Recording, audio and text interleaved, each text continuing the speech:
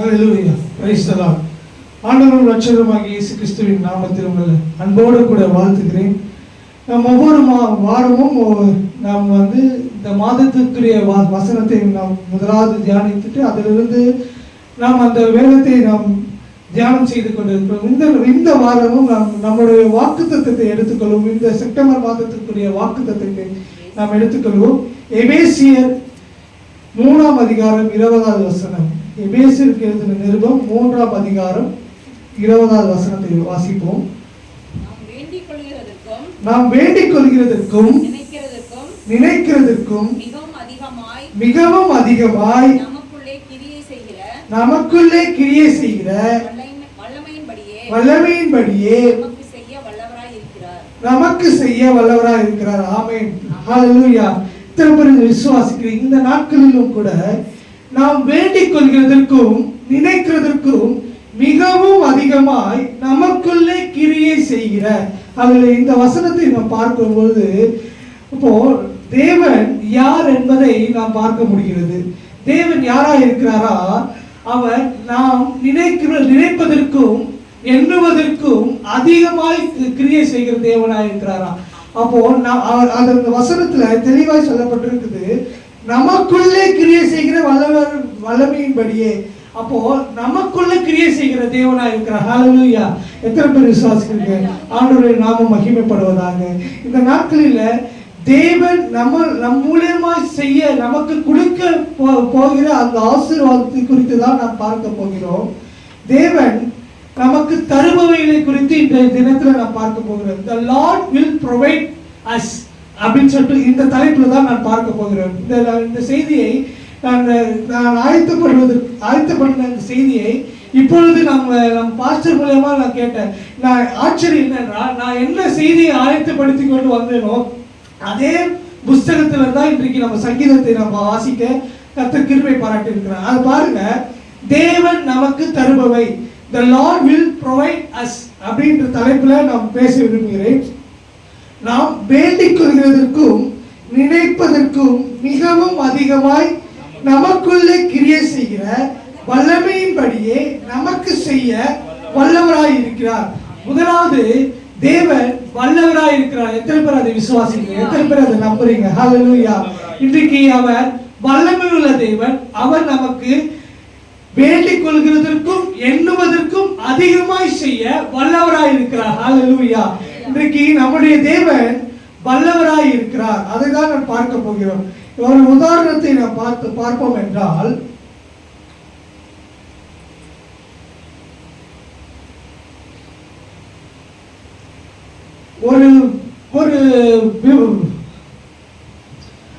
ஒரு கிராமத்துல ஒரு விவசாயி ஒருத்தர் இருக்கிறார். அந்த விவசாயி நல்ல ஒரு ஐஸ்வர்யவான். அவர்கிட்ட எல்லா செல்வமும் இருக்கிறது. அவர் ஒரு ஊர் அந்த கிராமத்தின் தலைவராக கூட இருக்கிறார். அவருக்குள்ள இருக்கிற எல்லா அதிகாரமும் அவரிடத்தில் இருக்கிறது. ஆனாலும் அவர் அந்த அதிகாரத்தை அவர் லகுவாய் அந்த அதிகாரத்தை எப்படி வேணாலும் அவர் யூஸ் பண்ணிருக்கலாம். ஆனா அந்த அதிகாரத்தை அவர் எப்படி யூஸ் பண்ணார் என்றால், பிற ஜனங்களுக்கு, அந்த ஊர் மக்களுக்கு அவர் நன்மை செய்யும்படியாக அந்த அதிகாரத்தை விவசாயம் செய்து அந்த அதிகாரத்தை எப்படி பயன்படுத்துகிறார் என்றால், அவர் எல்லா ஜனங்களுக்கும் கற்பிக்கிறாராம், எல்லா ஜனங்களுக்கும் கற்றுக் கொடுக்கிறார். இப்படிதான் இருக்க வேண்டும். ஒரு அதிகாரத்தில் இருக்கிறவங்க, நான் தாழ்மையாக இருந்து நடந்து கொண்டால்தான் என்னை பின்பற்றுகிறவர்கள் என்னை போல மாறுவார்கள், என்னை போல இருப்பார்கள், அவர்களுக்கும் அந்த அதிகாரத்தை கர்த்தர் கொடுப்பார் என்று அந்த மனிதன் வாழ்ந்து கொண்டிருக்கிறார். அப்போ நம்முடைய ஆண்டவரும் இந்த உலகத்துல வாழ்ந்த நாட்களில, நம்மள இயேசு கிறிஸ்து இந்த உலகத்துல வாழ்ந்த நாட்களில் அவருக்கு சகல அதிகாரங்களும் கொடுக்கப்பட்டிருந்தது. எத்தனை பேர் விசுவாசிங்க? ஹல்லேலூயா. அவர் இந்த உலகத்தையே ஆண்டவர், இந்த உலகத்தை படைத்தவர், இந்த உலகத்தை சிருஷ்டித்த தேவன். அவர் எப்படிப்பட்ட இருந்தாரா? இந்த அந்த வாழ்ந்த நாட்களில அவர் போகும் பாதையில அற்புதங்கள் நடந்தது. அவர் போகிற வழியில ஒரு குருடன் கேட்கிறார், என் கண்களை திறந்தருளும் என்று கேட்கிறார். அவர் உடனே கண்கள் திறக்கப்படுகிறது. அவர் போகும் பாதையில மரித்தவர்கள் உயிரோடு எழுப்புகிறார். அவர் பாருங்க, எப்பேர் பெற்ற ஒரு அதிகாரத்தை ஆண்டவர்கிட்ட இருந்தாலும் ஆண்டவர் எப்படி நடந்து கொண்டார் என்றால், தாழ்மையா நடந்து கொண்டாரா? ஹalleluya. எத்தனை பேர் விசுவாசிக்கிறீங்க? இந்த நாட்களில நமக்கும் தேவன் சில அதிகாரங்களை நமக்கு கொடுத்திருக்கிறார். என்ன அதிகாரம் என்றால், நமக்கு விசுவாசிக்கிறவர்களால் உண்டான அடையாளங்கள் யாவன? பிசாசுகளை துரத்தவும் நவமான பாஷைகளை பேசவும் நமக்கு அதிகாரத்தை கொடுத்திருக்கிறார். இந்த அதிகாரம் நமக்கு வந்துட்டு என்று நாம் பெருமையாக எண்ணிக்கொள்ளாமல் எப்படி இருக்க வேண்டுமா, எப்படி இந்த அந்த வேலைக்காரன், அந்த விவசாயி எப்படி தன்னுடைய ஜனங்களுக்கு, தன்னுடைய ஊர் ஜனங்களுக்கு ஆசீர்வாதமா இருக்க வேண்டும் என்று லகுவா இறங்கி வேலைகளை கற்றுக் கொடுத்தாரோ, அதே போலதான் நம்முடைய ஆண்டவரை போல நாமும் சில நேரங்களில பலருக்கு பிரயோஜனம் உள்ளவர்களாய் மாற வேண்டும். ஹalleluya. அத்தனை விசுவாசிக்கிறீங்க? நாம் பிரயோஜனம் உள்ளவர்களாய் மாறும்போது தேவன் நமக்கு கொடுக்கிற ஆசீர்வாதம் என்னவென்றால், நாம் வேண்டிக் கொள்கிறதற்கும் நினைப்பதற்கும் அதிகமாய் கிரியை செய்கிற தேவனாய் இருக்கிறார். ஹalleluya. சில நேரங்களில் நாம் ஒரு விஷயத்தை நாம் வேண்டி தேவனிடத்தில் ஜெபம் செய்திருப்போம். ஆனால் அந்த வேண்டினதை காட்டிலும் தேவன் அதிகமாய் நமக்கு கொடுத்திருப்பார். திரும்ப அதை உணர்ந்திருக்கீங்க? ஹalleluya. நம்ம எல்லாருடைய வாழ்க்கையிலும் கர்த்தர் அந்த ஆசீர்வாதத்தை கொடுத்திருப்பார். சில நேரங்களில் நம்ம வேண்டி ஒரு விஷயத்தை, ஒரு காரியத்தை குறித்து நம்ம வேண்டி இருப்போம். ஆனா அந்த காரியத்தை கர்த்தர் நிறைவேற்றிருப்பார். நம்ம வேண்டாத காரியத்தையும் கூட நமக்கு நிறைவேற்றிருப்பார். திரும்ப அதை உணர்ந்திருக்கீங்க? என்னுடைய வாழ்க்கையில நான் அதை உணர்ந்திருக்கிறேன். சில காரியங்களை நம்ம வேண்டியிருக்கிறோம், ஆனா அதை காட்டிலும் நாம பிரமிக்கத்தக்கதான அதிசயங்களை கர்த்தர் நம்முடைய வாழ்க்கையில தர வல்லமை உள்ள தேவன். அதுதான் வேத வசனத்தில் நம்ம சொல்லப்பட்டிருக்கு. நமக்கு செய்ய வல்லமையா இருக்கிற அவருக்கு துதியும் கனமும் செலுத்த நாம் கடமைப்பட்டிருக்கிறோம். இந்த நாட்களில் தேவன் நம்மோடு கூட பேசுகிற வார்த்தை என்னவென்றால், தேவன் நமக்கு தருபவை என்று சொல்லப்பட்டிருக்கு. இதுல 2 காரியங்களை குறித்து மாற்றம் இன்றைக்கு பார்த்து நான் முடிக்க விரும்புகிறேன். முதலாவது, தேவன் அவர் வல்லவராய் இருக்கிறபடியால் நமக்கு முதலாவது தர காரியம் என்னவென்றால், சந்தோஷத்தை திரும்ப தருவேன் என்று சொல்லுகிறார். ஹalleluya. எத்தனை பேர் விசுவாசிக்கிறீங்க? இந்த நாட்களில் கூட நான் இந்த செய்தியை ப்ரிப்பேர் பண்ணும்போது, நேற்று தினத்துல அப்பா சொல்லும் போது மதியமா சொன்னாங்க, நான் நாளைக்கு மெசேஜ் நீங்க எடுத்துருப்பா அப்படின்னாங்க. நான் அவர்கிட்ட சொன்னேன், நான் என்ன மெசேஜ் எடுப்பேன், நான் ப்ரிப்பேர் பண்ணலையே சொல்லிட்டு இருக்கும் போது, இந்த ஒரு புக் நோட்ஸ் எடுக்கும் போது, இந்த புக்கில் ஆராய்ச்சி பண்ணிட்டு இருக்கும் போது இந்த வார்த்தை வந்தது, தேவன் நமக்கு தருபவை. அப்போ இந்த மாதத்தின் வாக்குத்தத்தோடு இது இணைக்கப்பட்டிருந்தது. அப்போ தேவன் நமக்கு தருபவை என்றால், அதுதான் நாம் நினைப்பதற்கும் அதிகமாய் தேவன் நமக்கு தர வல்லமையுள்ள தேவனாக இருக்கிறார். அப்போ நம்ம அதை பெற்றுக்கொள்ள வேண்டும் என்றால் என்ன செய்ய வேண்டும்? தேவன் என்னெல்லாம் தருகிறார், நாம் அதற்கு தேவன் தருகிறதை நாம் பெற்றுக்கொள்வதற்கு நாம் என்ன செய்ய போகிறோம் என்றுதான் இன்றைக்கு நாம் பார்க்க விரும்புகிறோம். இந்த நாட்களில் முதலாவது, தேவன் நமக்கு சந்தோஷத்தை தர விரும்புகிறார். ஹalleluya. அத்தனை பேர் விசுவாசிக்கிறீங்க? இந்த நாட்களில் பல பேர் தேவனிடத்துல வரும்போது துக்கத்தோடு வருவார்கள். இன்றைக்கு கூட நீ வந்திருக்கிறவங்க பல பேர் யாரோ ஒருத்தர் துக்கத்தோடு வந்திருக்கலாம், இல்ல மனவேதனையோடு வந்திருக்கலாம், கலக்கத்தோடு வந்திருக்கலாம். ஆனால் இன்றைக்கு திரும்ப போகும்போது கர்த்தர் உங்களுக்கு சந்தோஷத்தை திரும்ப தர வல்லமையுள்ள தேவனா இருக்கிறார். ஹalleluya. தேவன் முதலாவது சந்தோஷத்தை தருகிறார். வாசிப்போம் சங்கீதம் 51:12. சங்கீதம் 51:11 வசனத்தை 12வது வசனத்தை வாசிங்க. உமது இரட்சணியத்தின் சந்தோஷத்தை திரும்பவும் எனக்கு தந்து உற்சாகமான ஆவி என்னை தாங்கும்படி செய்யும். ஆமென். உமது இரட்சணியத்தின் சந்தோஷத்தை எனக்கு திரும்ப தந்து உற்சாகமான ஆவி என்னிடத்தில் தங்கும்படி செய்யும். ஹalleluya. இந்த நாட்களில் இந்த வேத வசனத்தை நாம் பார்க்கும்போது, தாவீது பச்சைபாலிடத்தில் தவறு செய்து அந்த தவறை நாத்தான் மேல் என்று அந்த தீர்க்கதரிசி அவனுக்கு உணர்த்தும் போது அவனிடத்தில் இருந்த சந்தோஷம் பறிக்கப்பட்டிருந்தது. அதுதான் இந்த நாட்களில் தாவீது கேட்கிறார், ஆண்டவரிடத்தில் கேட்கிறார், ஆண்டவரே, நான் என்னோட சந்தோஷம் எல்லாம் இல்லாமல் போயிற்று, எனக்கு சந்தோஷத்தை தாங்க ஆண்டவரே, நான் துக்கத்தில் இருக்கிறேன், என்னோட தாய் என்னை துக்கத்தில் கர்ப்பம் தரித்தாள், நான் பாவத்தில் நான் என்னை இருந்ததுனால, என்னோட பாவத்தினால என்னுடைய சந்தோஷம் எல்லாம் என்னை விட்டு விலகி போயிற்று என்று கலக்கத்தோடு தேவனிடத்தில் வேண்டிக் கொள்கிறான். தேவன் அன்றைக்கு சொல்லுகிறார், அந்த வசனத்தை பாருங்க, உமது ரட்சணியத்தின் சந்தோஷம் இன்றைக்கு தர தர தேவன் வல்லமையுள்ள தேவனாக இருக்கிறார். இன்றைக்கு வந்திருக்க உங்கள் ஒவ்வொரு இடத்திலும் ஒருவேளை நீங்கள் இங்க வரும்போது சந்தோஷம் இல்லாமல் சமாதானம் இல்லாமல் துக்கத்தோடு வந்திருப்பீர்களா என்றால் கர்த்தர் உங்களை பார்த்து சொல்கிறார், இன்றைக்கு ரட்சணியத்தின் சந்தோஷத்தை உங்களுக்கு திரும்ப தர அவர் வல்லமையுள்ள தேவனாக இருக்கிறார். அல்லேலூயா. இந்த நாட்களில ரட்சணியத்தின் சந்தோஷத்தை உங்களுக்கு திரும்பவும் எனக்கு தந்து உற்சாகமான ஆவியை என்னை தாங்கும்படி செய்யும். முதல் காரியம் நாம் பார்த்தோம், தேவன் சந்தோஷத்தை திரும்ப தர அவர் வல்லமை உள்ள தேவனாக இருக்கிறார் என்று. நாம் முன்னமே சொன்னது போல தேவன் நமக்கு தருபவைகளை குறித்தும் அதற்கு நாம் பெற்றுக்கொள்வதற்கு நாம் என்ன செய்வோம் என்று செய்ய வேண்டும் என்பதை குறித்து நாம் பார்க்க போகிறோம் என்று சொன்னேன். முதல் காரியம் சந்தோஷத்தை தருகிறார் என்று சொன்ன, அதற்கு நாம் அதை பெற்றுக்கொள்வதற்கு நாம் என்ன செய்ய வேண்டும் என்றால் விண்ணப்பம் செய்ய வேண்டும், பாவ அறிக்கை செய்ய வேண்டும். இந்த நாட்களில் தாவீது கூட பார்த்தீங்கன்னா தன்னுடைய பாவங்களை அறிக்கையிடுகிறார் தேவனிடத்துல. முதலாவது தேவனிடத்தில் பாவங்களை அறிக்கையிடும் போதுதான் அவன் இரண்டாவது காரியமாக தேவனிடத்தில் விண்ணப்பம் செய்கிறார். என்னவென்றால், உமது சந்தோஷத்தை எனக்கு தாரும் ஆண்டவரே, உமது ரட்சணியத்தின் சந்தோஷத்தை எனக்கு திரும்ப தாரும் ஆண்டவரே என்று கேட்கிறார். அப்போ தேவனிடத்தில் நம்ம வந்து கேட்கும் ஒரு விஷயத்தை குறித்து நாம் கேட்க போகிறோம் என்றால், இல்ல தேவனிடத்தில் ஒரு ஜெபிக்க நம்ம போகிறோம் என்றால் நாம் எப்படி இருக்க வேண்டுமா? நாம் சந்தோஷத்துடன் ஜெபிக்க வேண்டுமா?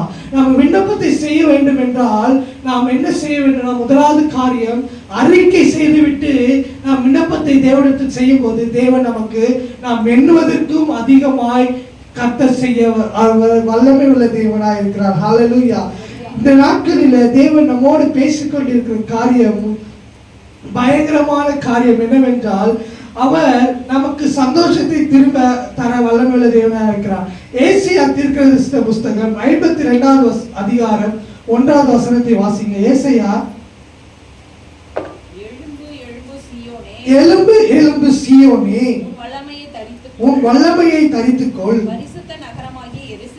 பரிசுத்த நகரமாகிய எருசலேமே, உன் அலங்கார வஸ்திரங்களை உடுத்திக்கொள், விருத்த சேதனம் இல்லாதவனும் அசுத்தனும் இனி உன்னிடத்தில் வருவதில்லை. ஹல்லேலூயா. இன்றைக்கு பாருங்க, எலும்பு எலும்பு சீயோனே, நம்மளை பார்த்து ஆண்டவர் சொல்லுகிற காரியம் என்னவென்றால், நீ இன்னும் தூங்கி கொண்டிருக்கிறாதே, சிறு பிள்ளையை போல எண்ணாதே, நீ எழுந்து தேவனிடத்துல துரிதமாய் கர்த்தருடைய காரியங்களை செய், கர்த்தர் உனக்கு துணையாய் இருப்பார். கர்த்தர் இந்த நாட்களில் சொல்லுகிறார், விருத்த சேதனம் இல்லாதவனுக்கும் அசுத்தனும் இனி உன்னிடத்தில் வருவதில்லை. ஹல்லேலூயா. இன்றைக்கு நம்மை துக்கப்படுத்தினவர்களோ நம்மை காயப்படுத்தினவர்களோ இனி நமக்கு விரோதமாய் வருவதில்லை என்று கர்த்தர் நம்மிடத்தில் சொல்லுகிறார். ஹல்லேலூயா. இந்த நாட்களில நம்மை ஒரு சில பேர் நம்மை துக்கப்படுத்திருக்கலாம், நம்மளை காயப்படுத்திருக்கலாம், நம்ம வெட்கப்படுத்திருக்கலாம். ஆனால் கர்த்தர் நம்மளோடு கூட இருக்கிறதுனால கர்த்தர் நம் வேண்டிக் கொள்வதற்கும் எண்ணுவதற்கும் மிகவும் அதிகமாக செய்கிறதுனால கர்த்தர் சொல்லுகிற காரியம், இனி உன்னிடத்தில் அவர்கள் வருவதில்லை என்று சொல்லுகிறார். ஹல்லேலூயா. அதே ஏசாயா புஸ்தகம் 51வது அதிகாரம் 11 முதல் 16 வசனங்களை வாசிங்க. 51வது அதிகாரம் 11 முதல். அப்படியே கர்த்தரால் மீட்கப்பட்டவர்கள் ஆனந்த களிப்புடன் பாடி சீயோனுக்கு திரும்பி வருவார்கள். நித்திய மகிழ்ச்சி அவர்கள் தலையின் மேல் இருக்கும், சந்தோஷமும் மகிழ்ச்சியும் அடைவார்கள், சஞ்சலமும் தவிப்பும் ஓடி போகும். நான் நானே உங்களுக்கு ஆறுதல் செய்கிறவர், சாக போகிற மனுஷனுக்கு புல்லுக்கொப்பாய் இருக்கிற மனுபுத்திரனுக்கும் பயப்படுகிறதற்கும் வானங்களை விரித்து பூமியை அஸ்திபாரப்படுத்தி உன்னை உண்டாக்கின கர்த்தரை மறக்கிறதற்கு நீ யார்? போதும். இந்த நாட்களில் தேவன் நம்மை உண்டாக்கியிருக்கிறார், அவரை மறப்பதற்கு நாம் யார்? ஹல்லேலூயா. நாம் தேவனை மறந்து விடக்கூடாது என்று இந்த வேத வசனத்தில் நாம் பார்க்கிறோம். அப்போ நம்ம தேவனை மறவாமல் ஒவ்வொரு நாளும் தேவனை நாம் ஸ்தோத்திரிக்கும் போது கர்த்தர் நமக்கு கொடுக்கப்பட்ட ஆசீர்வாதம் என்னவென்றால், கர்த்தரால் மீட்கப்பட்டவர்களே நீங்கள் ஆனந்த களிப்புடன் பாடி சீயோனுக்கு திரும்புவார்கள், நித்திய மகிழ்ச்சி உங்கள் தலையின் மேல் இருக்கும், சஞ்சலமும் தவிப்பும் ஓடி போகும். ஹல்லேலூயா. இந்த நாட்களில் நாம் சஞ்சலம் தவிப்பும் ஓடி போகும் என்று கர்த்தர் வாக்கு உரைத்திருக்கிறார்.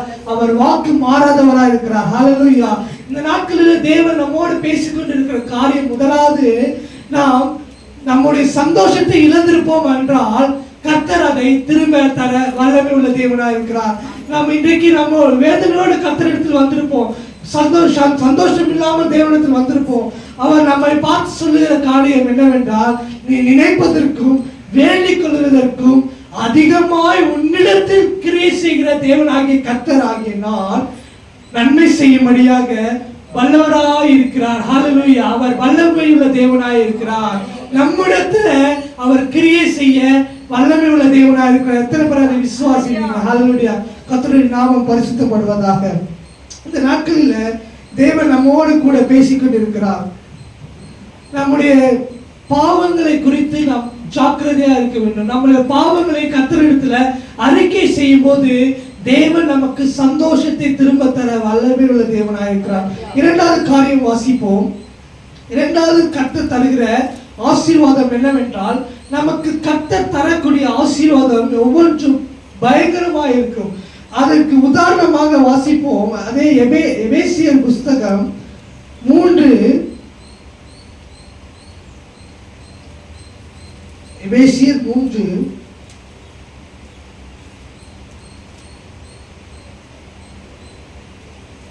18வது வசனத்தை வாசிங்க. சகல பரிசுத்தவான்களோடு கூட 3:18 தானே? சகல பரிசுத்தவான்களோடு கூட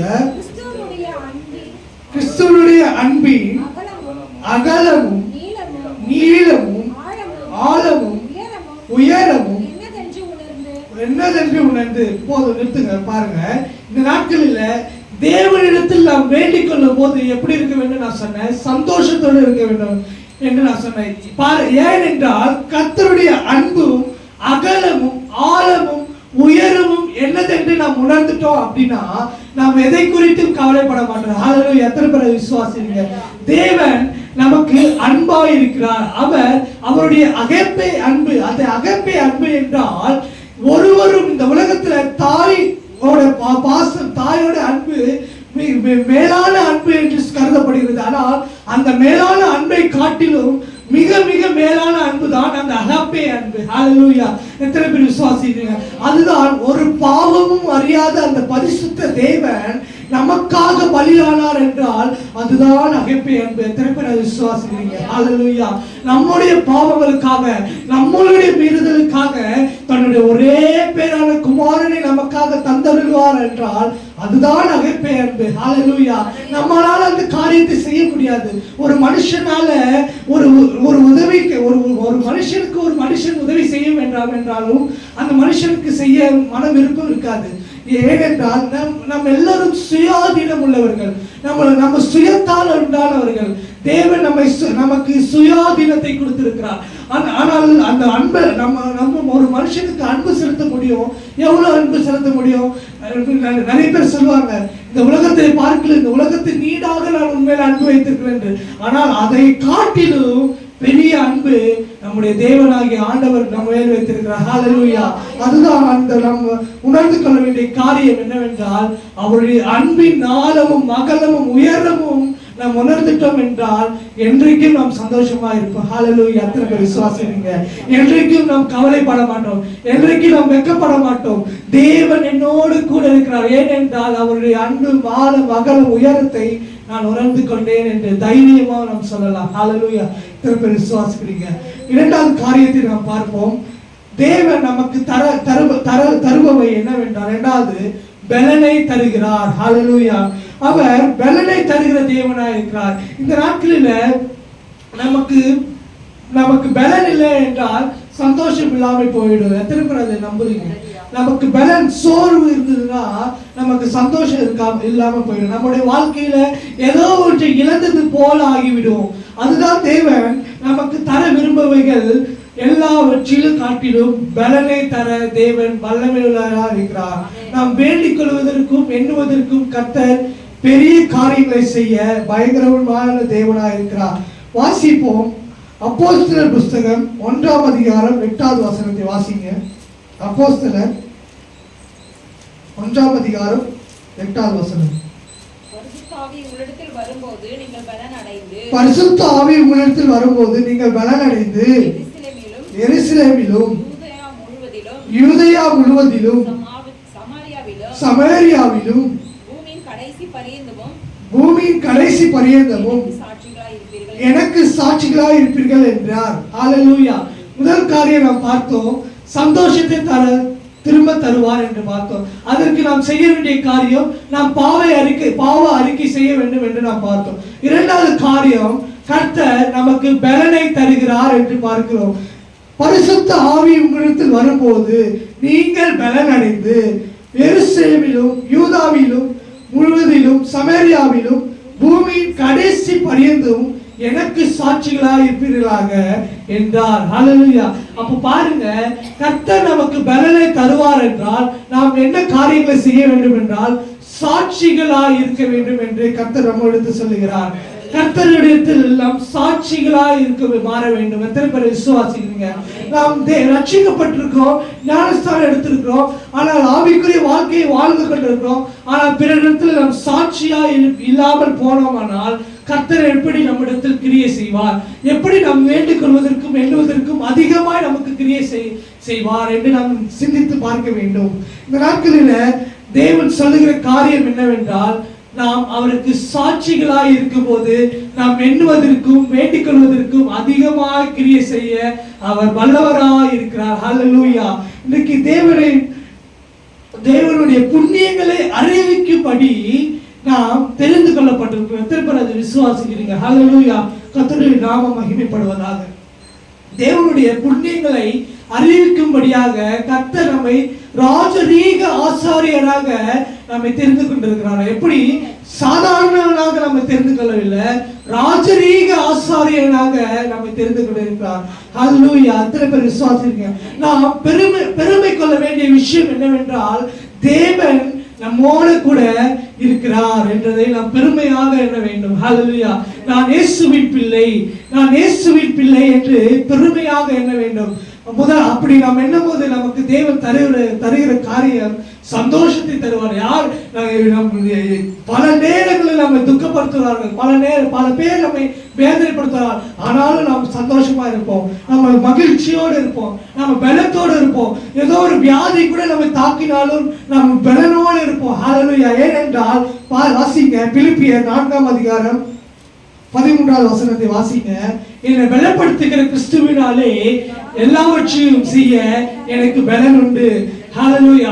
நமக்கு சோர்வு வரும், நமக்கு பலவீனம் நம்மளை தாக்கும். ஏனென்றால் நம் உலகத்தில் வாழ்ந்து கொண்டிருக்கிறோம், நம் மனுஷர்கள். நம்ம பல நேரங்கள் நம்ம சோர்வு நம்ம தாக்கும். ஆனா அதை பற்றிலாம் நாம் கவலைப்பட வேண்டாம். ஏனென்றால் நம்மை பலப்படுத்த கிறிஸ்துவினாலே எல்லாவற்றையும் செய்ய நமக்கு பலனை தர அவர் வல்லமையுள்ள தேவனாக இருக்கிறார். ஹல்லேலூயா.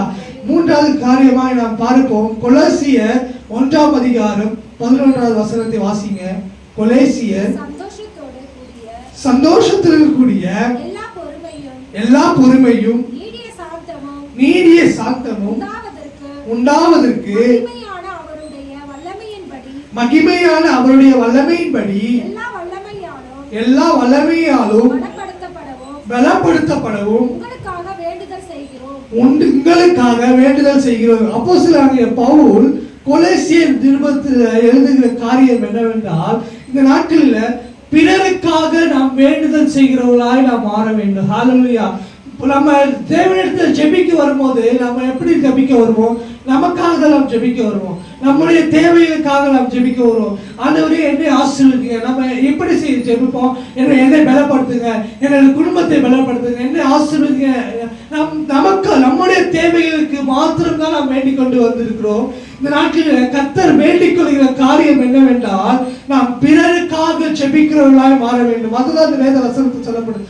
சந்தோஷத்திற்கு கூடிய எல்லா பொறுமையும் நீடிய சாந்தமும் உண்டாவதற்கு மகிமையான அவருடைய வல்லமையின்படி எல்லா வல்லமையாலும் பலப்படுத்தப்படவும் உங்களுக்காக வேண்டுதல் செய்கிறேன் என்று அப்போஸ்தலன் பவுல் சொல்லுகிறார். அப்போ நாம் பிறருக்காக வேண்டுதல் செய்யும் போது கர்த்தர் நம்முடைய பலவீனங்களை மாற்ற அவர் வல்லமை உள்ள தேவனாக இருக்கிறார். எத்தனை பேர் அதை விசுவாசிக்கிறீங்க?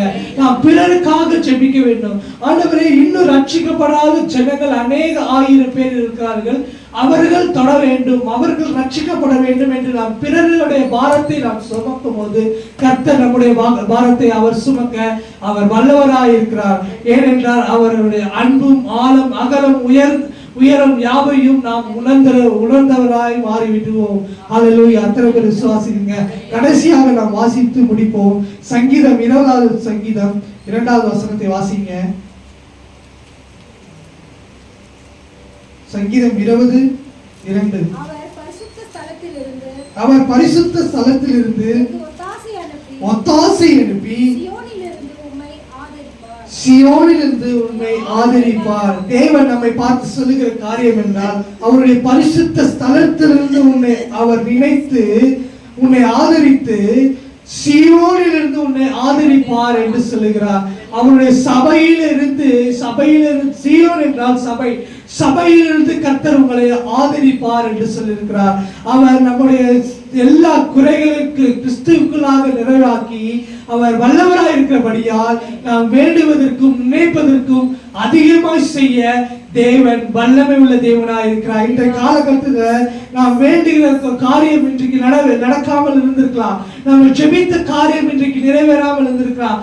இன்றைக்கு கர்த்தர் உங்களோட கூட சொல்லுகிற காரியம் நீ நினைப்பதற்கும் எண்ணுவதற்கும் அதிகமாய் செய்ய தேவன் வல்லமை உள்ள தேவனாய் இருக்கிறார். நாம் சில நேரங்களில் நாம் தேவனிடத்தில் ஜெபிக்க வரும்போது நம்முடைய குறைகளை எண்ணி நாம் ஜெபித்திருக்கிறோம். ஆண்டவரே, நீர் வாக்குத்தத்தம் பண்ணியிருக்கிறீர், ஆனால் அந்த வாக்குத்தத்தம் நிறைவேறாமல் இருக்கிறதே என்று தேவனிடத்தில் குறைகளை மாத்திரம் நாம் சொல்லிக் கொண்டிருப்போம். ஆனால் இன்றைக்கிலிருந்து நாம் ஜெபிக்க வேண்டிய விதமாவது பிறருக்காக ஜெபிக்கும் போது கர்த்தர் நம்முடைய குறைகளை கிறிஸ்துவுக்குள்ளாக நிறைவாக்குவார். ஹல்லேலூயா. எத்தனை பேர் விசுவாசிக்கிறீங்க? ஹல்லேலூயா. தேவன் நமக்கு தர விரும்புகிற 2 காரியங்களை குறித்து நாம் பார்த்தோம். முதலாவது, சந்தோஷத்தை நமக்கு திரும்ப தருவார். அதற்கு நாம் செய்ய வேண்டிய காரியம் பாவ அறிக்கை செய்ய வேண்டும். 2வது காரியம் பலனை நமக்கு தருவார் என்று நாம் பார்த்தோம். அதற்கு நாம் செய்ய வேண்டிய காரியம் பிறருக்கு சாட்சிகளாய் நாம் இருக்க வேண்டும் என்று நாம் பார்த்தோம். கர்த்தருடைய நாமம் மகிமைப்படுவதாக. நாம் எல்லாரும் எழுந்திருப்போம். தேவனுடைய நாமம் மகிமைப்படுவதாக. ஹல்லேலூயா. இன்றைக்கு நாம் ஜெபம் செய்வோம். ஹல்லேலூயா. ஆண்டவரே, இந்த நாட்களிலும் கூட அப்பா தேவன், நாங்கள் வேண்டிக் கொள்வதற்கும் எண்ணுவதற்கும் நீ அதிகமாய் எங்களிடத்தில் கிரியை செய்கிற வல்லமை உள்ளவராகி இருக்கிற எங்கள் நல்ல ஆண்டவரே, அப்ப நாங்கள் இன்றைக்கு நீர் எங்களுக்கு தரக்கூடிய உம்முடைய ஆசீர்வாதங்களை குறித்து நாங்கள் பார்த்திருக்கிறோம். ஆச்சா ஆண்டவரே, பலனை தருகிற தேவனாய் இருக்கிறீர். எங்களுக்கு சந்தோஷத்தை திரும்ப தருகிற தேவனாய் இருக்கிறீர். ஒருவேளை நாங்கள் இன்றைக்கு அப்பா இழந்து போயிருக்கிறோம், சந்தோஷத்தை இழந்து போயிருக்கிறோம், அப்பா பலனை இழந்து போயிருக்கிறோம். ஆச்சா ஆண்டவரே, எங்களை பலப்படுத்துகிற கிறிஸ்துவினாலே எல்லாவற்றையும் செய்ய எங்களுக்கு பலன் உண்டு. எல்லாரும் வாய்களை திறந்து ஜெபிப்போமா.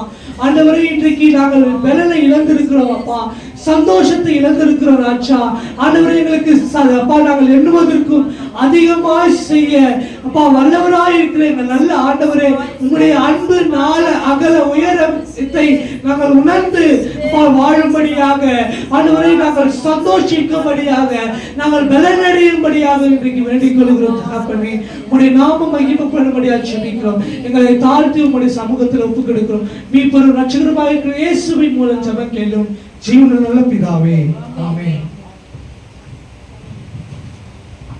ஹல்லேலூயா. கர்த்தருடைய வார்த்தைகளை நாம் கேட்டோம். ஹல்லேலூயா. நமக்கு மிகவும் சாட்சியாக இருக்க வேண்டும், மிகவும் சாட்சியாக இருக்க வேண்டும். பூமியின் பரியந்தம் நிலைத்திருக்கவனே சாட்சியாக இருப்பான் என்று சொல்லப்பட்டிருக்கிறது. ஆகவே ஆண்டவருக்கு வார்த்தையின்படி நாம் நடப்போம். நிச்சயமாக எல்லாவற்றிலும் நமக்கு ரட்சிப்பு உண்டு, தேவைகள் சந்திக்கப்படும், சமாதானத்தை கற்றுக்கொள்வோம். என் ஆத்துமாவே கர்த்தரை ஸ்தோத்திரி, முழுவதுமே பரிசுத்த நாமத்தை ஸ்தோத்திரி. என் ஆத்துமாவே கர்த்தரை ஸ்தோத்திரி. கர்த்தர் செய்த சகல உபகாரங்களையும் மறவாதே. நம் ஆண்டவராகிய இயேசு கிறிஸ்துவின் கிருபையும் பிதாவாகிய தேவனுடைய அன்பும் பரிசுத்த ஆவியானுடைய அன்புடைய ஐக்கியமும் சமாதானம் சொல்லுவோம் என்றென்றைக்கும் எப்பொழுதும் கூட இருப்பதாக.